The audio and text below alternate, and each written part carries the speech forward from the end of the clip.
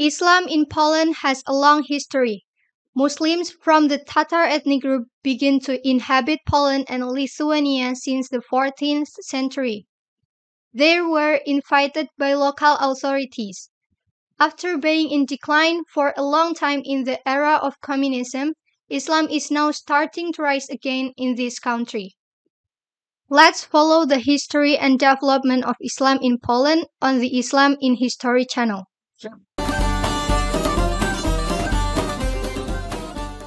The history of Islam in Poland began with the arrival of the Lipka Tatar Muslims from Lithuania, about 6 centuries ago. They were invited by the local authorities to protect Poland and Lithuania from German, Russian and Swedish attacks. So, it is not wrong if someone says that Polish actually owes a debt to Muslims. Because of their loyalty and bravery, the Tatar Muslims got special privileges. They acquired some areas in Poland and Lithuania to form a Muslim community. The peak of the glory of Muslims in Poland was achieved in the 16th to 17th centuries. The second triumph of Muslims occurred between 1918 to 1939, when Poland became an independent country. In 1919, when the wars broke out between Poland and the Communist Soviets, 2 Polish military officers of Tatar descent, Maciej Badrzuski and Dawid Janowicz Zański, formed the Tatar Cavalry Regiment to strengthen Poland's defenses.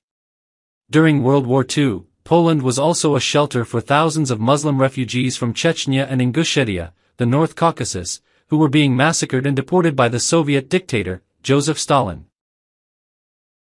The number of Muslim villages in Poland at that time even reached 36. Tatars in Poland mostly live in Białystok province, which is located in northeastern Poland, bordering Belarus.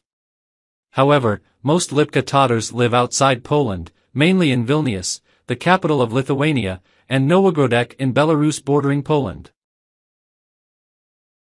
Polish National Army at that time had a Muslim battalion, the Muslim Union. The battalion had special clerics and imams, to lead prayers and provide religious guidance. All Muslims enlisted in military units were sent to the Tatar Cavalry Squadron in the Cavalry Regiment. Here they were allowed to wear their own uniforms and symbols. They were confirmed by the High Priest of the Polish Army, Ali Ismail Woronowicz. Prior to World War II, Tatar Muslim leaders formed the Council of Mufti, which provided education for prospective imams. This situation changed completely in 1939, when the Nazi dictator Hitler and Joseph Stalin of the Communist Soviet agreed to divide Poland in two. Germany and the Soviets occupied Poland, and it led to a period of suffering for Muslims. Muslims rebelled to defend Polish independence from Nazi German and Communist Soviet. Regardless of the great power of the Nazis and the Soviet Union, Polish Muslims fought heroically. About 1,000 Muslim soldiers were martyred, including the commander, Ali Ziljaviec. Joseph Stalin was so furious to Polish Muslims. On the day of Eid al-Fitr in 1944, in just one day, the Soviet army burned 15 mosques full of worshippers in Bydjansk and Bovansky. He argued, Polish Muslims had cooperated with the Nazis. It was a false accusation, because the Muslims actually fought fiercely against Hitler, and had lost many casualties. After the war, the majority of Tatar settlements were destroyed by the Soviets. Only 2 Tatar settlements remained, in the villages of Bohaniki and Krasiniany, in the town of Sokolka. Tatar Muslims then dispersed throughout Poland. The brutality of the 2 European dictators has caused a drastic decline in Poland's Muslim population.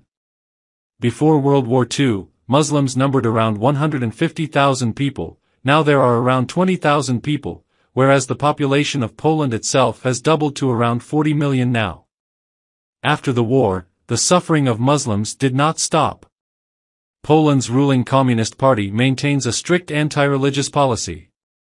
Conditions for Polish Muslims only improved after the communist regime collapsed, following great resistance by the People's Movement led by Lech Walesa.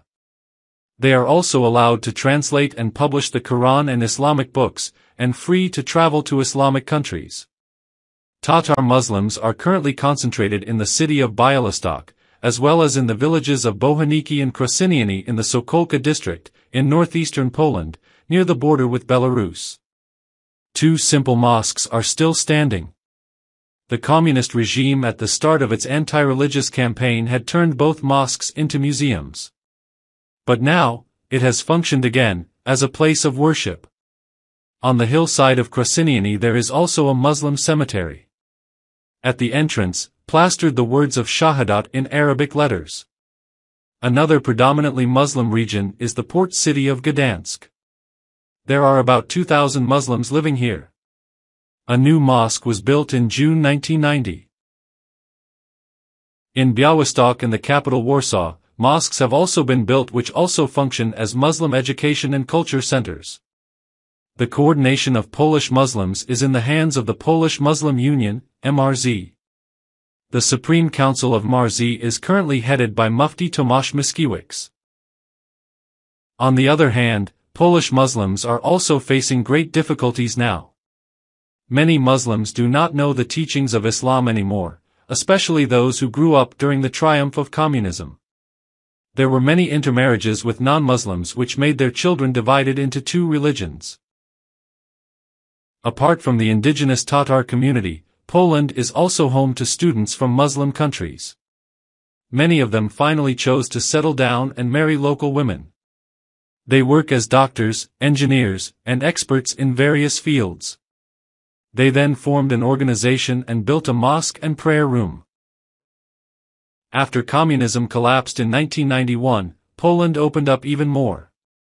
Many Muslim immigrants from various Arab countries and Turkey came to do business and work. There are also citizens of Chechnya and Dagestan origin who now make up about 8,000 or 20% of Poland's Muslim population. They were originally refugees, then settled in Poland after Chechnya was invaded and destroyed by Russia in 1991 to 1994. Many native Polish have also converted to Islam, especially women.